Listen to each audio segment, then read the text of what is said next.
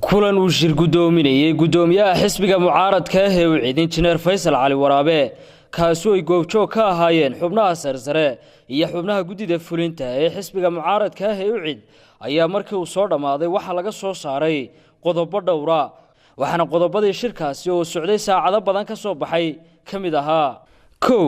xisbiga mucaaradka ah ee wicid waxa uu aad uga xun yahay in dadkii ku dhaawacmay colaadii labada beelood ee walaalaha ku dhexmartay koonfurta gobolka Sool loo qaado magaalada Garowe loona sii gudbiyo magaalada Muqdisho ee caasimadda dalka Soomaaliya dhacdadaas oo barmadow oo taariikhiya ku ah xukuumadda kulmiye ee uu garwadeenka ka yahay madaxweyne Muuse Biixi Cabdi iyadoona hore xukuumaddu ciidamada amniga ee ku kala dhex jiray labada beelood ay ka qaaday taasoo sababtay in isku dhici ugu dambeeyay ee khasaaraha badani ka dhashay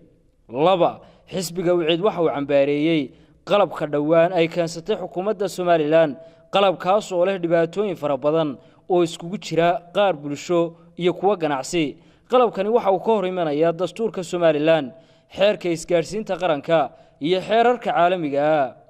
dhibaatooyinka faraha badan ee qalabkani uu bulshada ku keeni doono ayaa waxa kamid ah xukuumaddu waxay la soconaysaa dhammaan dhaqdhaqaaqyada isgaarsiineed ee ay sameeyaan muwaadiniinta iyo hogaamiyayaasha mucaaradka iyo diblomaasiyiinta caalamiga ah ee dalka ku sugan oo ah meelaha farakutiriska ah ee ay Soomaaliland horumarka ka sameysay kagana horeyso wadamo badan oo caalamka ah qodobka saddexaad ee shirkaasi ka soo baxay ayaa isna ahaa xisbiga wicid waxa uu mar labaad cambaareynaya qorshaha xukuumaddu ku doonayso in lagu dhiso madaxtooye cusub qorshahan oo ah mid aan u adeegayn danta dalka balse ah mid u adeegaya dad gaar ah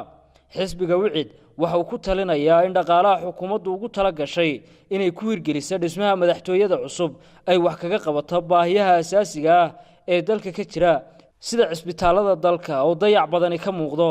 shacabka caasimadda Hargeysa uma baahna xafiisyo dawladeed oo loo gudbiyo ee waxay u baahan yihiin in wax laga qabto adeegyada bulshada ee aadka u liita ee caasimadda Allah mahadle wasaxaafadeedkani oo nuqul kamidii uu soo gaaray xafiiska warqabadka ee telefishinka Universal ayaa waxa ku saxeexnaa gudoomiyaha xisbiga wicid injineer Faysal Cali Waraabe